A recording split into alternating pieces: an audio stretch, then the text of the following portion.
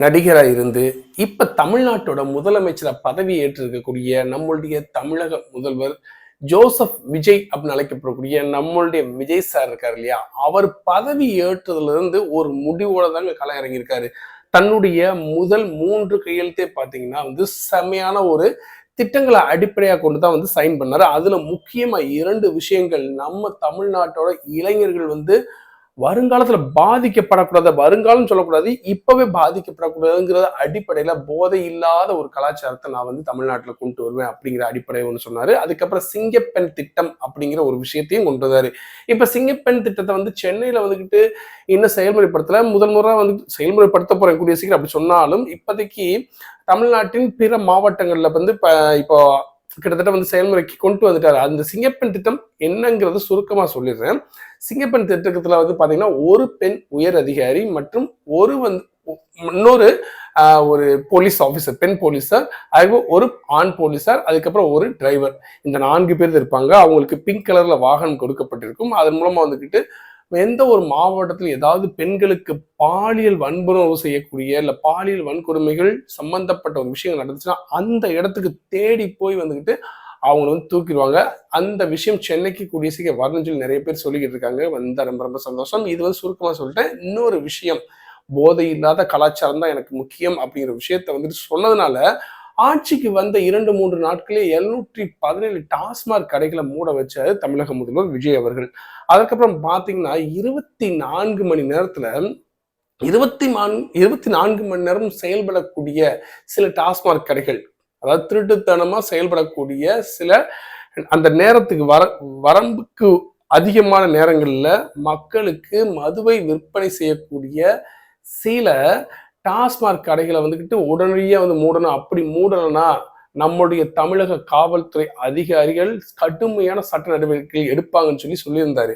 ஆனா சில பேர் நினைச்சிருக்காங்க, கடந்த கால ஆட்சியில மாதிரி தமிழக காவல்துறைக்கு எந்தவித பவர் இல்லைன்னு நினைச்சுக்கிட்டு இருக்காங்க. ஆனா நம்மளுடைய முதல்வர் விஜய் அவர்கள் என்ன செஞ்சிருக்காரு, காவல்துறைக்கு முழு சுதந்திரம் கொடுத்திருக்காருங்க. உண்மையில நான் ரொம்ப சந்தோஷப்படுறேன். என்ன தெரியுமா, இதுக்கு முன்னாடி உள்ள ஆட்சி காலத்துலலாம் தமிழக போலீசார் உயர் அதிகாரிகள், போலீசார் வேலை செய்யக்கூடியதுன்னா நம்ம பார்க்க முடியாது. அதுக்கு காரணம் தமிழக காவல்துறையினர் வேலை செய்யலன்னு அர்த்தம் இல்லைங்க. இந்த ஆட்சியில இருந்தவங்க அவங்கள செயல்பட விடாம கண்டுக்கிறாதீங்க அப்படிமா சொல்லுவாங்க. ஆனா நம்மளுடைய இப்ப இருக்கக்கூடிய தமிழக முதல்வர் விஜய் அவர்கள், உனக்கு பவர் கொடுத்துட்டேன் போலீஸ் ஆபீசர்ஸ், நீங்க என்ன செய்வீங்க எது செய்ய தெரியாது, இந்த மாதிரி திருட்டுத்தனமா விற்கக்கூடிய மது விற்பனை செய்வவங்க நீங்க அரெஸ்ட் பண்ணலாம், அவர்கள் உடனடியாக கைது செய்து நீங்க காவல்துறையில கொண்டு ஆஜர்படுத்தி சிறையில் அடைக்கலாம் அப்படிங்கிற மாதிரி ஒரு சுதந்திரத்தை கொடுத்ததுனால என்னமோ கடந்த 24 மணி நேரத்துல சென்னையில மட்டும் 16 பேர் அரெஸ்ட் பண்ணியிருக்காங்க. 500 மது பாட்டில்களை பறிமுதல் பண்ணியிருக்காங்க. குறிப்பா சொல்லணும்னா பிராட்வே, வேளச்சேரி, புதுவண்ணாரப்பேட்டை, வள்ளுவர் கோட்டம் நெடுஞ்சாலை, அதுக்கப்புறம் பாத்தீங்கன்னா நிறைய இடங்கள்ல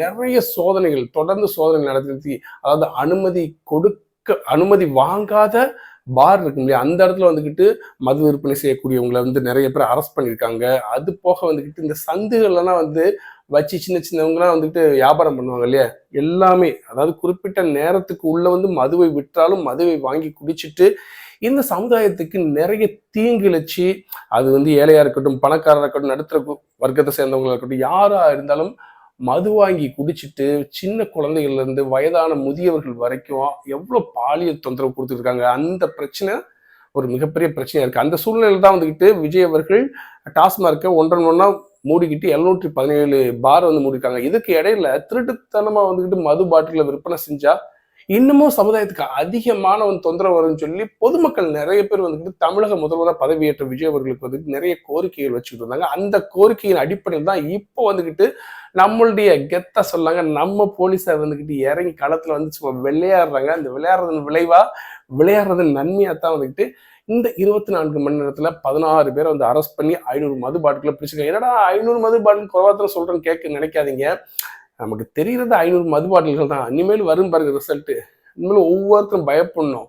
அதாவது மது பாட்டில் விற்பனை செய்யறவங்க, அனுமதி இல்லாம பார் நடத்துறவங்க தேவையில்லாம எங்கேயாவது ஒரு இடத்துல வச்சுக்கிட்டு மக்களை கெடுக்கக்கூடிய வகையில போதைப் பொருட்களை விநியோகம் செய்யறவங்க சொல்லி இன்னமும் போதைப் பொருள் விஷயத்துக்கு நம்மளுடைய தமிழக முதல்வர் நடவடிக்கை எடுக்க ஆரம்பிக்கல. அதெல்லாம் வந்துக்கிட்டு வேற மாதிரி இருக்கும். அதுக்கு இடையில வந்துக்கிட்டு பார்த்தீங்கன்னா, ஒரு சில டாஸ்மார்க் கூட்டு அமைப்பினர் சொல்லி ஒரு சில பேர் என்னமா சொல்றாங்க, நீ 717 பாரை வந்து டாஸ்மார்க் அடைச்சுன்னா நாங்க வந்து 4000 டாஸ்மார்க் அடைச்சு போராட்டம் பண்ணுவோம். அதுக்கு வந்துக்கிட்டு நஷ்டம் யாருக்குன்னா கவர்மெண்ட்டுக்கு தான் அப்படின்றாரு.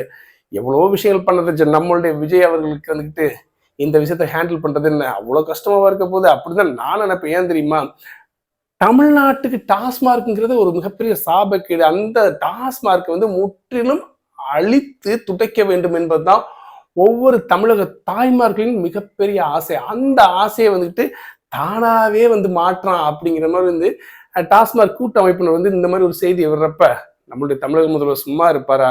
சும்மாவே வந்துக்கிட்டு காலையில் சீக்கிரம் எழுந்திரிச்சு வந்து தலைமைச் செயலகத்துல உட்காந்து தன்னுடைய வீட்டுல இருந்து டிஃபன் கேரியர்ல சாப்பாடை கொண்டு வந்து உட்காந்து சாப்பிட்டுட்டு தன்னுடைய வேலை செய்றாரு. இந்த வீடியோ பார்க்குற சில பேர் கேட்கலாம், நீ தான் பக்கத்துல உட்காந்து போய் பாத்தியா, வீட்டுல இருந்து சமைச்சு டிஃபன் கேரியர்ல கொண்டு வரான்னு சொல்லி நிறைய சமூக ஊடகங்கள்ல உறுதிப்படுத்தப்பட்ட தகவல். அதனால தான் நான் இந்த இடத்துல சொல்லக்கூடிய ஒரு விஷயமா சொல்றேன், பெருமையா சொல்றேன். எங்களுடைய தமிழக முதல்வர் ஆஃபீஸ்லயே உட்காந்து சாப்பிட்டுட்டு வேலையை செஞ்சுக்கிட்டு இருக்காங்க, நான் பெருமையா சொல்றேங்க. அதனால தான் வந்துட்டு மற்ற மாநில முதலமைச்சர்கள்லாம் வந்து நம்மளுடைய விஜய் அவர்களுடைய செய்தியை வந்து கேட்கிறப்ப சமூக ஊடகங்கள் மூலம் பார்க்குறப்ப வந்துக்கிட்டு அவங்களை ஏன் நம்ம இந்த மாதிரி செய்யக்கூடாது அப்படிங்கிற ஒரு ஆசை கண்டிப்பா வரத்தக்க செய்யும். அந்த அடிப்படையில் கூடிய சீக்கிரம் கேரள மாநிலத்துல முதல்வராக பதவி இருக்கக்கூடிய சதீஷ் அவர்கள் வந்துக்கிட்டு நம்மளுடைய முதல்வரான விஜய் அவர்களை வந்துக்கிட்டு பதவியேற்பு விழாவுக்கு வர சொல்லியிருக்காரு. அந்த இடத்துல நீங்க பாத்தீங்கன்னா கேரள முதலமைச்சர் அவருக்கு ஒரு மிகப்பெரிய மரியாதை இருந்தாலும், அவருக்கு வரவேற்பு இருந்தாலும், நம்மளுடைய தமிழக முதல்வர் ஜோசப் விஜய் நம்மளுடைய விஜய் அவர்கள் அந்த இடத்துல போய் நின்னாருன்னு வச்சுங்களேன், கேரளாவில் சும்மாவே ஃபேன்ஸ் வந்து தெரிக்கும். இதுல நம்மளுடைய ஆட்சியை,